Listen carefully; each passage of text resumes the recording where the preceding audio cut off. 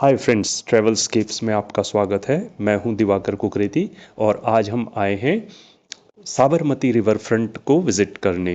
Sabarmati river front Ahmedabad का एक बहुत ही खूबसूरत टूरिस्ट अट्रैक्शन है। अभी हम जा रहे हैं अटल ब्रिज की तरफ, जो कि बहुत ही सुंदर बना हुआ है साबरमती रिवर के ऊपर में। बहुत सारे लोग यहाँ पर आए हुए हैं। जगह जगह सेल्फी पॉइंट्स बने हुए हैं। बहुत सुंदर इसका नज़ारा है। हमने टिकट ले लिया है।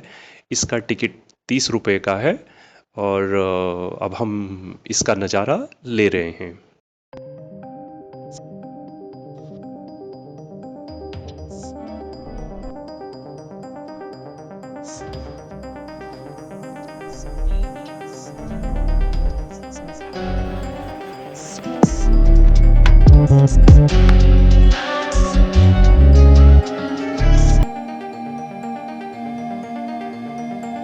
ये फ्लावर पार्क है और इसका एंट्री टिकट 10 रुपये का है। बहुत स्पेस है घूमने का यहाँ पर और वैरायटी ऑफ फ्लावर्स आप यहाँ देख सकते हैं। रिवर फ्रंट पे आप क्रूज़ का आनंद भी ले सकते हैं। ये क्रूज़ एक फ्लोटिंग रेस्टोरेंट है। इसमें आप अपना डिनर 2300 रुपये में बुक कर सकते हैं।